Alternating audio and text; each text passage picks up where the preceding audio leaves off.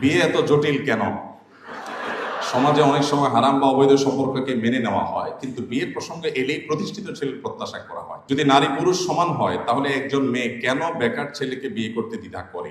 সে হয়তো তার সঙ্গে সম্পর্ক করতে পারে, কিন্তু বিয়ের জন্য প্রতিষ্ঠিত ছেলেকেই ঠিকই পছন্দ করে। তেমনি একজন প্রতিষ্ঠিত মেয়েও একজন বেকার ছেলেকে বিয়ে করতে চায় না। কারণটা কি? দেখুন, কারণ হলো আমাদের নীতি এবং নৈতিকতার অধঃপতন। আমাদেরকে পশ্চিমারা ডিজাইন করে দিয়েছে যে লাইফস্টাইল, আমরা মনে করছি এই লাইফস্টাইলে বোধহয় আমরা সুখী হয়ে যাব। এই মিথ্যা সুখের আশায় আমরা ভুল পথে পা বাড়াচ্ছি। আমাদের রাষ্ট্রযন্ত্র, আমাদের সমাজ সবগুলোই যতটা না বিবাহ বান্ধব, দিন দিন ততটা বিবাহ বহির্ভূত সম্পর্ক বান্ধব হয়ে যাচ্ছে। এটা একটা দুঃখজনক বাস্তবতা। অভিভাবকরা পর্যন্ত তারা নিজের সন্তানকে বিয়ে দেওয়ার গুরুত্ব বোঝেন না। একই বাপ মা ছেলে মেয়ে হারাম রিলেশনে থাকলে অন্যরা অভিযোগ করলেও, নালিশ করলেও বলে এই বয়সে একটু আধটু করে। এই যে অধঃপতন, এই অধঃপতন হয়েছে পশ্চিমা সংস্কৃতির যে প্রভাব, সে প্রভাবে একজন যুবক, একজন যুবতী তারা নিজেদের মধ্যে যদি হারাম রিলেশনে যেতে চায়, তাহলে বাবা মার উপর ফরজ দায়িত্ব হয় যে যদি একেবারে অজাগায় অপাত্রে না হয়, মোটামুটি সামঞ্জস্যবোধ ফ্যামিলির মধ্যে যদি থাকে, তাহলে সেক্ষেত্রে তাদের অন্তত আগদোটার ব্যবস্থা করে দেওয়া।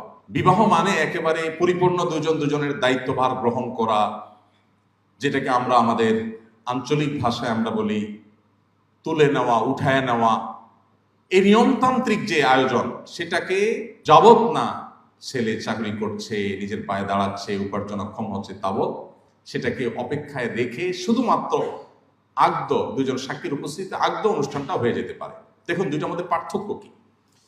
দুজন সাক্ষী, দুটি পরিবারের অংশগ্রহণে যখন একটি বিবাহ হয়, জাস্ট আগদ হয়ে থাকলো, উঠাউঠি নিয়মতান্ত্রিক আনুষ্ঠানিকতা সব 2 বছর 4 বছর পর ওরা যখন সম্পর্ক, হারাম সম্পর্ক করবেই, তাহলে সেটা বৈধ হোক, হালাল হোক, হারাম না হোক।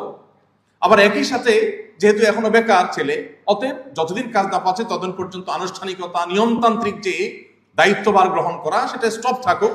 খুবই চমৎকার একটা সমাধান, সলিউশন আমাদের কাছে আছে, কিন্তু আমার বুঝে আসে না যে অভিভাবকরা এত চমৎকার সমাধান ইসলামে রেখেছে যে রিলেশনের জায়গায় থাকবে শুধুমাত্র দুজন সাক্ষীর উপস্থিতিতে প্রস্তাব এবং সম্মতি, অর্থাৎ আগদটা সম্পন্ন হয়ে যাবে, দ্যাটস এনাফ।